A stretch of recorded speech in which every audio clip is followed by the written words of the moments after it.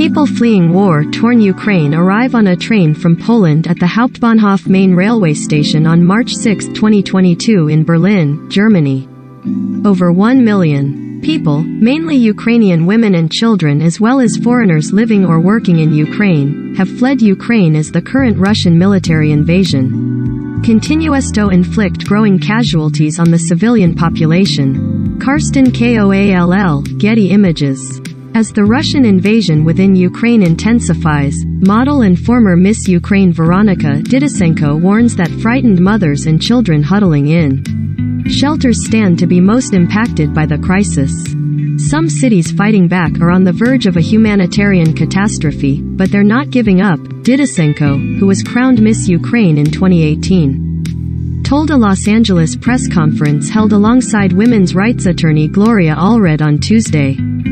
Didisenko recounted her harrowing escape with her 7-year-old son from Ukraine that began on February 24, the day Russian military forces first launched missile attacks as they marched into her country and headed toward Kyiv, where she had lived.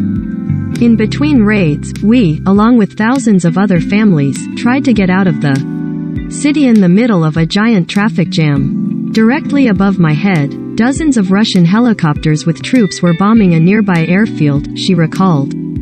Although the beauty pageant winner escaped Ukraine and had to travel through 4 other countries to reach the US, she pointed to millions of other Ukrainian mothers and children left behind in her native land to face the Russian attack, or who are attempting to reach neighboring countries in the West for safety as. Right now, millions of Ukrainian children and their mothers are trembling at every sound they hear in subway stations and shelters, and even more heartbreaking are those forced to give birth in such conditions, Didisenko said. Although she already had a visa to travel to the US, Didisenko said an application at the U.S. Embassy in Luxembourg to secure an additional visa for her son was denied.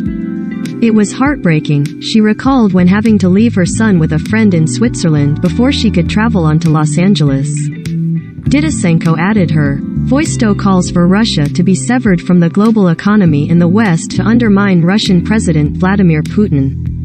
She urged the U.S. and other Western powers to arm Ukrainians as they defend themselves against the Russian attack, and to impose a no-fly zone over the country itself. Men in Ukraine need this help the most, as those are under fire from the Russian bombing are begging our allies to close the skies over Ukraine. Unfortunately, those pleas are falling on deaf ears in Washington and in Europe, Didisenko continued. Allred said she and Didisenko would hold another press conference Wednesday to discuss an unspecified women's rights initiative they have been jointly working on.